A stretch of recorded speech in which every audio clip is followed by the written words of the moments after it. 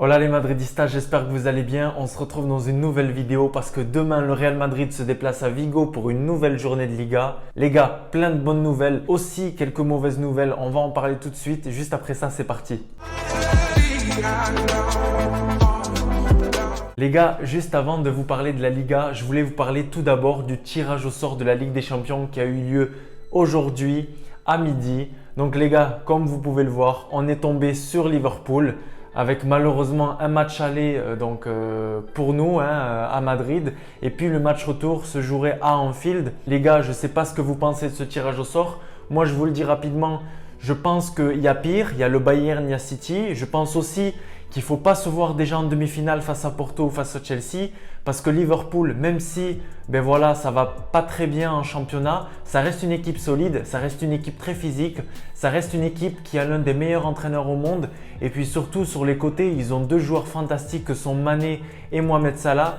Donc les gars, voilà, pour moi, c'est pas du tout un tirage facile, mais disons que c'est possible. Je crois en ce Real Madrid. Je crois que si on fait un match comme celui de mardi face à l'Atalanta, ou qu'on fait des matchs comme on a pu le voir, où on est vraiment solide, où on agit comme une équipe, et surtout si on a, on va dire, le 11 type, j'ai envie de dire, sans blesser, je pense que ça peut le faire. Donc dites-moi dans les commentaires vous ce que vous pensez de ce tirage. Est-ce que vous nous voyez déjà en demi-finale ou pas? Il se peut aussi que le match aller ne se joue pas au Di Stéfano parce que comme vous le savez, à cause du Covid, eh bien tout simplement, on n'aura peut-être pas la possibilité de recevoir Liverpool en Espagne.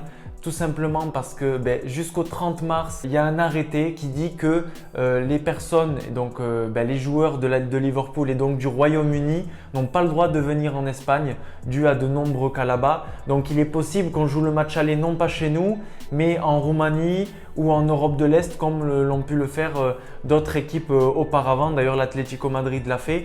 Donc c'est un désavantage pour nous, mais à nous de tout donner et à nous de nous qualifier, peu importe si on joue en Italie, en Roumanie ou voilà, à nous de tout donner. Sachant qu'en plus les gars, on va jouer ce match face à Liverpool le 6 avril. Le 10 avril, on enchaîne avec le Classico et là, ça va être vraiment une finale en championnat. Et puis 3 jours après, on enchaînera le 13 avril sur le match retour à Anfield face à Liverpool. Donc les gars, ça va être hyper tendu. Clairement, en une semaine, va se jouer notre place en Ligue des Champions et potentiellement notre parcours en Liga. Mais bon, on n'en est pas là encore. Comme je vous l'ai dit, demain, on se déplace d'abord à Vigo pour une nouvelle finale de Liga. Et justement les gars, le Real Madrid vient de dévoiler, donc le staff de Zinedine Zidane vient de dévoiler le groupe pour affronter cette équipe du Celta Vigo qui est 10e en Liga. Et bien malheureusement les gars, ce qui est très inquiétant, c'est que Sergio Ramos est absent de ce groupe. Alors ce matin, on l'a vu s'entraîner lors de taureaux et de petits exercices avec le reste du groupe. Mais à la fin de l'entraînement, il s'est retiré de l'entraînement tout simplement pour aller à l'intérieur des installations. Donc franchement, pour le moment, j'ai pas de nouvelles. Je ne peux pas vous dire officiellement ce que c'est. Est-ce que c'est une rechute? Est-ce que c'est une blessure? Est-ce que c'est juste de la prévention? Il a eu quelques douleurs au niveau de son genou parce que pour ceux qui ne le savent pas, il s'est fait opérer du ménisque. Je ne sais pas, mais malheureusement demain, pas de Ramos. Donc en défense centrale, ce sera Nacho et Varane comme on l'a vu les 2 derniers mois. Il n'y aura pas de problème, ça je peux vous l'assurer. Sur le côté droit, Lucas Vazquez comme d'habitude qui dépanne à la place de notre ami Carvajal qui est encore blessé pour un moment. Et puis sur le côté gauche, Ferland Mendy. Est-ce qu'on verra un Marcelo? Je ne sais pas. J'ai vu que dans la presse, on parlait d'un Marcelo titulaire pour lui redonner du temps de jeu. Je ne sais pas, peut-être pour faire souffler Ferland Mendy. Au milieu de terrain, on retrouve enfin Casimiro qui était suspendu face à l'Atalanta. Donc ça me fait super plaisir de le retrouver parce qu'il est à un super bon niveau de toute cette saison et depuis quelques matchs. Et ce sera sûrement accompagné de Valverde et de Kroos ou de Modric. On va voir si Zidane va opter pour un milieu à 4 ou un milieu à 3 ou s'il va vouloir opposer Kroos et Modric qui ont été clairement excellents face à l'Atalanta Bergame. Et puis sur le côté droit, la surprise, on ne sait toujours pas, vous le savez que c'est en ballottage entre Asensio et entre Rodrigo. Donc dites-moi dans les commentaires, comme la dernière fois, est-ce que vous voyez plus Rodrigo, plus Asensio? C'est vrai qu'Asensio est rentré, il a marqué, est-ce qu'il a gagné des points?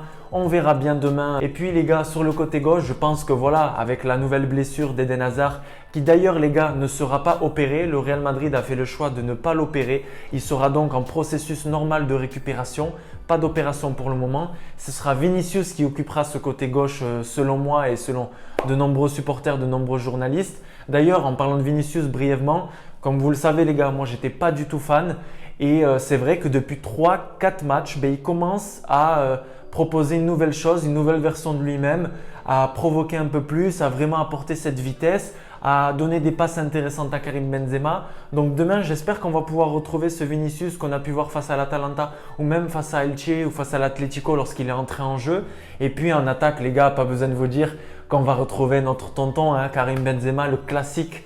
J'ai envie de dire le monstre qui nous a encore mis un but cette semaine et qui reste sur un doublé face à Elche qui nous a sauvé la semaine dernière avec une victoire à l'arraché dans le temps additionnel.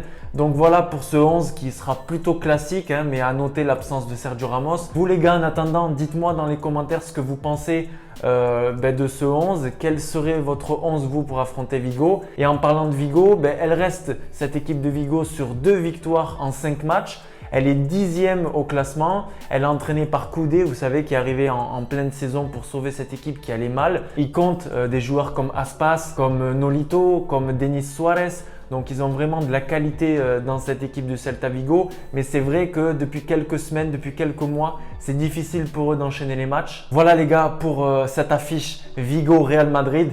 À noter que Mariano est toujours en processus de récupération, donc absent. Que Carvajal est encore absent, vous le savez, jusqu'à fin mars, début avril malheureusement. Que Odriozola a une blessure, une douleur musculaire, donc il est aussi absent.